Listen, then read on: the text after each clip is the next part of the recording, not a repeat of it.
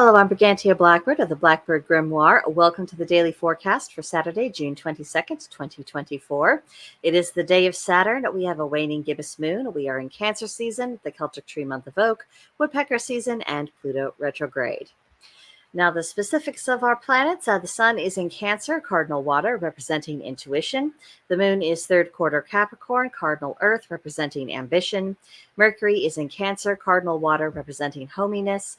Venus is in Cancer, cardinal water, representing frugality. Mars is in Taurus, fixed earth, representing purpose. Jupiter is in Gemini, mutable air, representing questing. Saturn is in Pisces, mutable water, representing nostalgia. Uranus is in Taurus, fixed earth, representing renovation. Neptune is in Pisces, mutable water, representing imagination. And Pluto is retrograding Aquarius, fixed air, meaning that we need to examine our intentions. And the Pluto retrograde mantra is reflect, heal, and evolve. So our moon phase, now that we are waning, is cleanse, banish, and reflect. Everything needs to be focused upon getting things that we don't need out.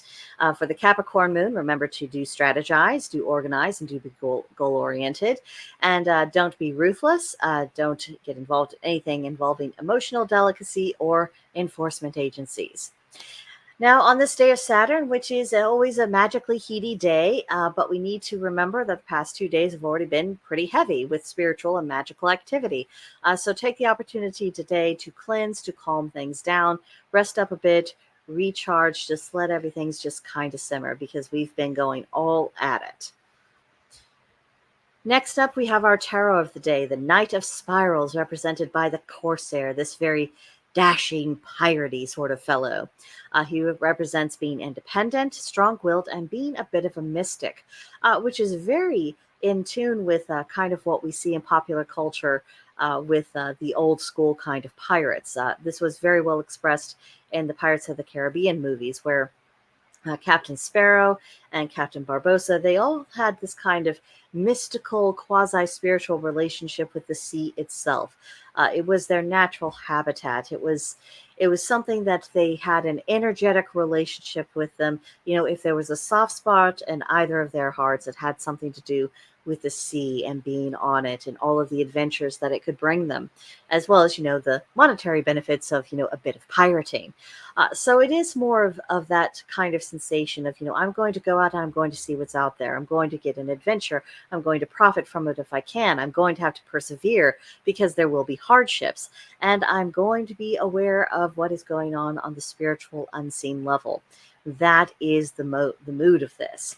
So what adventures will come to you once inspiration takes root and your inner drive is engaged? That's something to contemplate as you look at this card today, because you don't have to be stuck if you don't want to be. If you don't want to be, in the same old, you can create and generate your own adventures. Perhaps they might be confined to spiritual explorations or intellectual explorations at the moment, but eventually that lays the groundwork for other things. So if you're wanting to get out of where you are, channel the spirit of the Corsair and start building things up accordingly. Now, today's Celtic triad reads, 3 worldly honors, each one superior to every other. Plowing the family homestead, asserting a claim successfully, and rearing children. Interesting how these are all talking about honors, because, we think about, farming, raising children. People don't necessarily feel honored, perhaps not in the moment all of the time, especially if things aren't going particularly well. But it is an honor, and it shows that it has almost this very Hobbit-centric view of the world. One of the discussions that you'll find when people talk about Lord of the Rings, whether it's the books or the movie series, they talk about how hobbits are presented and represent the ultimate ideal, the things that people should be doing, being very family-centered, being very focused upon, tilling their fields, raising their crops, having families, and just overall enjoying life. There is a beautiful simplicity of it, which is why to this day, a lot of people, when they think about happy home kind of life I want to have for myself, it's all very, a lot of people, they picture Hobbiton, either as an aesthetic, as a feeling. That's one of the reasons why things like cottagecore are so very, very popular and so enduring, because it is about These blessings of this land, the blessings of the simple life, the blessings of home and family, this is the end goal. This is what it really is all about. And I feel like this triad is very much in that spirit. So plowing the family homestead, family land farming, that really is the key towards security and legacy. Certainly, if you have that at your disposal, you will never want for your daily bread. You will have sustenance. You might not always be able to support yourself in a particularly glamorous way, but you will be okay. And having that sense of security, that is worth a great deal, especially these days. And then successful claims, the great joy of being right, of being proved right, and being able to hold that ground and, prove your case home and being able to hold on to it. That is a huge thing because it's all about achievement and accomplishment. It isn't just about being right, although that always feels good, particularly if someone antagonistic towards you admits it. Oh, that's a lovely feeling. But it is a very petty feeling. What this is talking about is something that's a bit higher. It is about accomplishment. You made something happen and you were able to overcome every obstacle and you made it stick. You are creating legacy. That is an honor to have in life. And then rearing children, raising the next generation, that is part of the proper business of humankind. And even if you don't have children yourself, if you are an adult in the community, living the kind of life that children should reasonably look up to, being a virtuous person, going about your business, being practicing goodness. That is something that you can do for the next generation, even if, you decided not to have children, or if, for biological reasons, you are simply not able to have children. You are not removed from this particular thing. And, children are watching everyone around them. They're trying to figure out how to human. That's why they ask so many questions. It's why they do so many silly things. It's why they will mimic everything, is because they're trying to understand the essence of their existence and how one goes about being in that existence, what you do, how you do it, why you do it. It's all part of that. And it is an honor to be a part of that link and that chain of the generations. It's what it's all about. Now, today's magical intention is all centered on spiritual protection. The color is gray, the plant is the mugwort, we have the animals, the cat, and the crystal is calcite. Creating spiritual protection, it isn't always this very bold, obvious, elaborate, in your face kind of thing. There's can be great power in subtlety. You look at all of our correspondences today, very subtle. It's nothing showy, but all of these things have presence. You notice them without them, assaulting your eyes or your senses. It's just there. It has status and dignity, gravitas, even. At least, certainly, the cat thinks that he does. And I chose that cat because he has a remarkable resemblance to our little Herbie, right down to his tude when he's statuesque and peering at his kingdom. Lord of all he surveys. That's very much the attitude of that cat, and that's the attitude we've been getting out of little Herbie that day. It's either that or he's been a cuddle bug. But when it comes to spiritual protection, uh, I think a lot we could focus a little bit more on the subtleties. Some we don't necessarily have to be claws out, teeth out, uh, overkill kind of approach to it. It can be subtle and still have great force and effect. Now, for today's practice, this is a good day to honor magic deity as we are on Saturday. You could work on your crown chakra, learn about your Saturn sign, tidy your altar.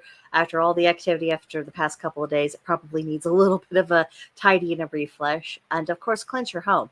There's probably been a lot of energies building up for over the past 2 days. So, grounding energy, if you can, getting out any energy that's a little bit staticky would be a good idea.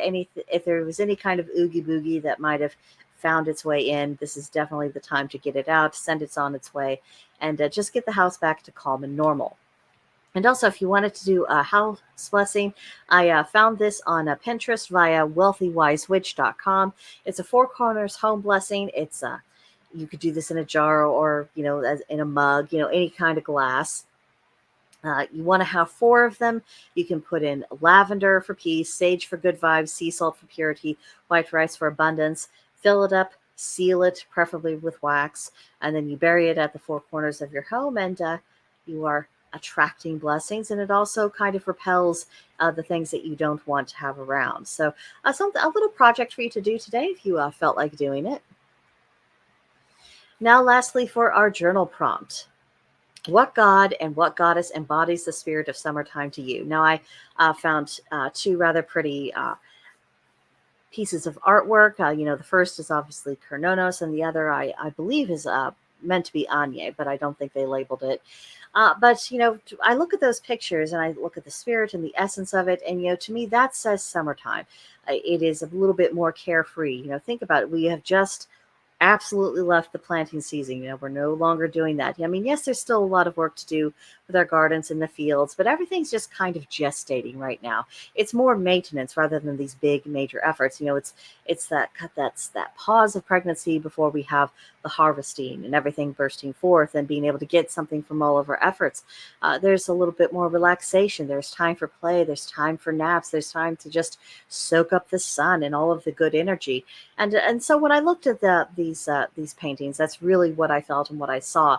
But that's not going to be universal for everyone. And this is one of those questions where you're not going to find the answer in a book. It's not going to be about what other people say you should think. This is about in your dealings with various deities or in what you've learned about them, who just exudes the feeling of summertime for you, because whomever that is, those would be deities that would probably be worth you giving your attention to in the coming months. So that does it for today. Let me know what you think about all this in the comments below. I love to hear from you guys. And of course, I always appreciate it when you leave me comments, when you leave me likes. Very helpful. And of course, but the fact that all of you have been doing that and been doing it so faithfully, it is helping me just a teensy tiny bit in the algorithm. And that means more people have been able to discover my content.